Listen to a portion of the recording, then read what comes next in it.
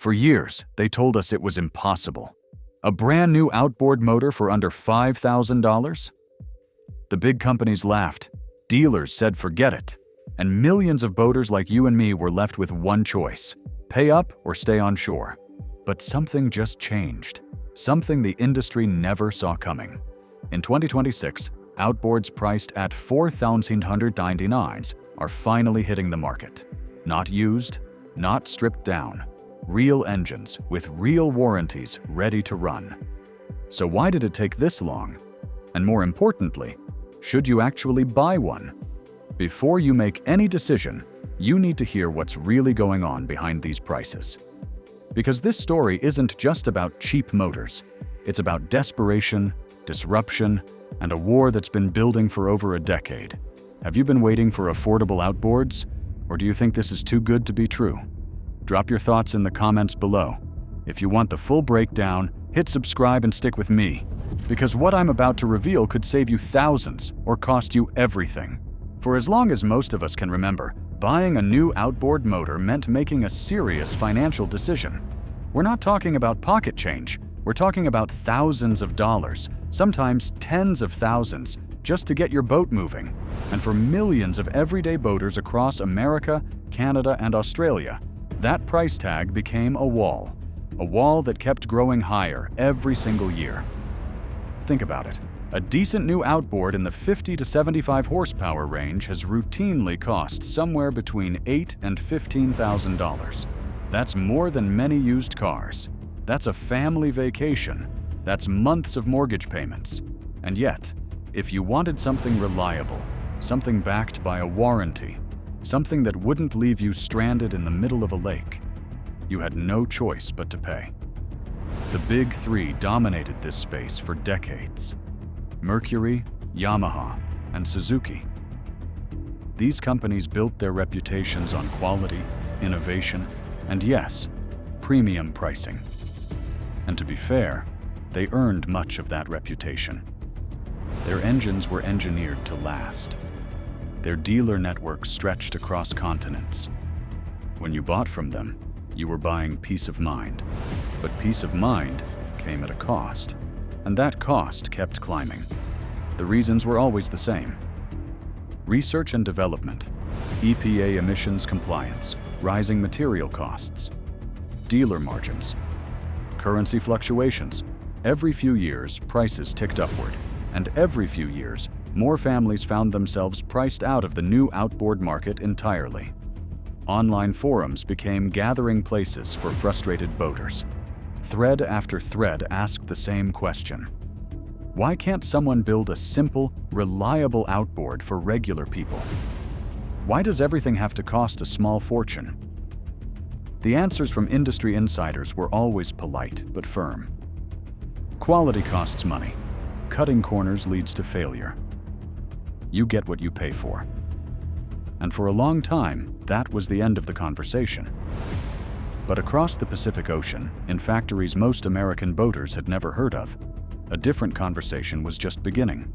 While American and Japanese manufacturers focused on premium products and premium prices, something quiet was happening in China.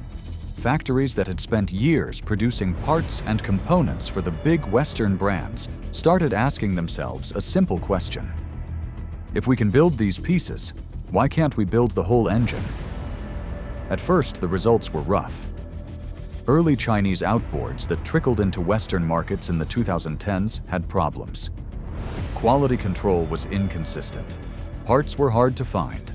Warranty claims disappeared into bureaucratic black holes. Dealers who took a chance on these motors often regretted it. And the established industry pointed to every failure as proof that cheap outboards were a fool's bargain. Names like Hidea and Parsoon became punchlines in marina parking lots. Mechanics shared horror stories. Boating magazines ran cautionary articles. The message was clear: stick with what you know, pay the premium, don't gamble with your safety on the water. And for a while, that message held. But the Chinese manufacturers didn't give up. They listened, they studied the complaints, they hired engineers who had worked for Western companies. They invested in better materials, better testing, and better quality control systems. Generation after generation, their products improved. Not overnight, not dramatically, but steadily, consistently, undeniably. By 2023 and 2024, something shifted. Independent mechanics who had dismissed budget outboards years earlier started changing their tone. These aren't the same engines, they said. These actually run. Forums that once mocked Chinese motors began filling with owner reports. Hundreds of hours, thousands of hours, exposed to salt water, cold starts, heavy loads, and still running. The data started backing up the anecdotes. Marine industry analysts tracked a 23% year-over-year increase in budget outboard imports. EPA certification records showed more Chinese brands achieving Tier 3 compliance. The regulatory barriers that once protected established players began to crumble. Some independent dealers, quietly and without fanfare, started stocking these alternatives. They didn't advertise them. They didn't put them in the front window. But when a customer asked if there was another option, they finally had an answer. The timing could not have been more perfect. Or more brutal, depending on which side of the industry you stood on. By 2025, the American boating market was hurting. The pandemic boom that had sent boat sales soaring was long gone. Interest rates remained stubbornly high. Financing a new boat became expensive. Financing a new motor became a calculation many families simply couldn't make work. Dealers across the country found themselves sitting on inventory they couldn't move. Showrooms that had been packed 3 years earlier now echoed with silence. The average new boat buyer's budget shrank by an estimated 18% compared to 2021. People still wanted to be on the water. They still dreamed of weekend fishing trips and sunset cruises, but the math didn't add up anymore. Something had to give. And then, almost on cue, the budget outboards arrived in force. By late 2025 and into 2026, several manufacturers announced lineups specifically designed for the American market.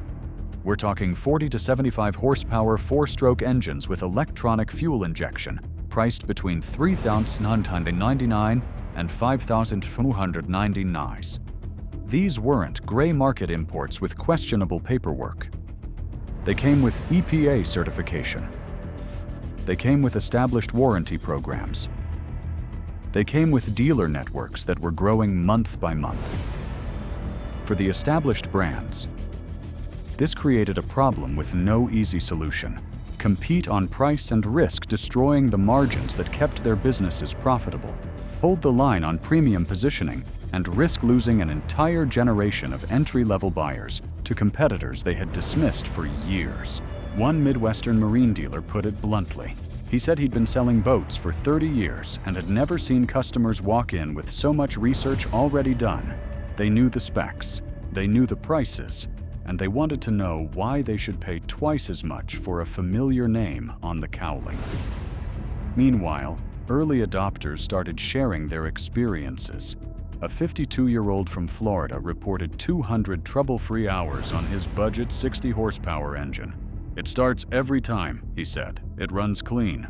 At this price, I don't need it to last forever." So why did it take until 2026? Why not 5 years earlier? Why not 10? The answer lies in a combination of forces that finally aligned at the same moment. None of them alone would have been enough. Together, they changed everything. First, manufacturing maturity. Chinese industrial capacity didn't develop overnight.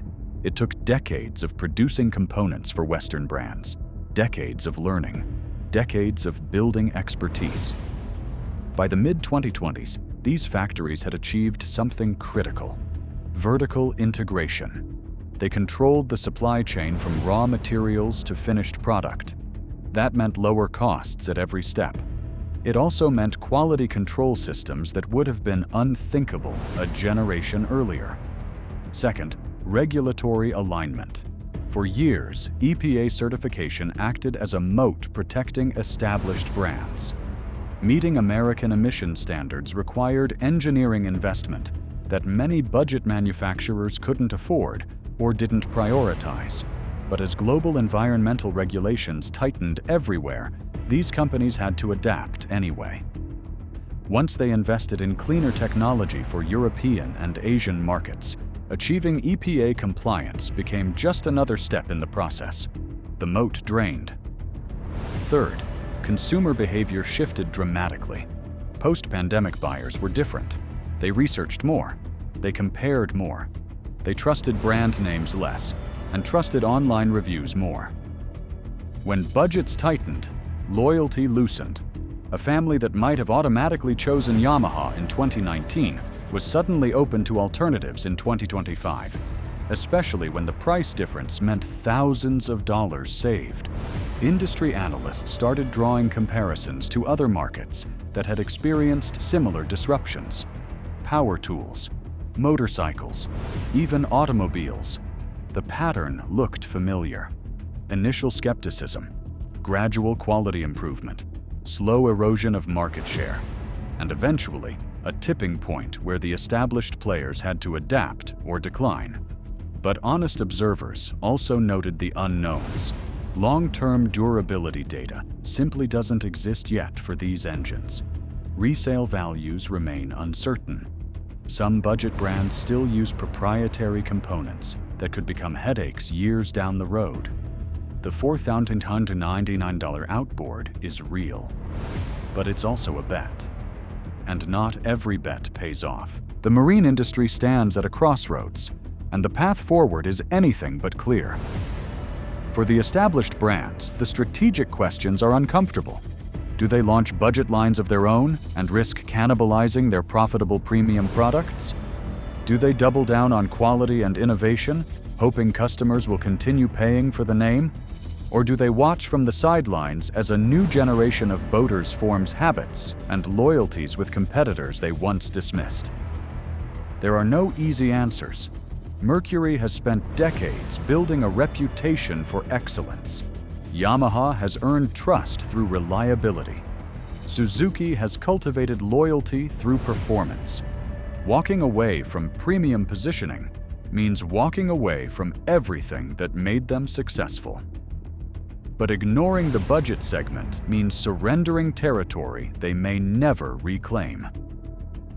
For consumers, the moment is filled with opportunity and risk in equal measure.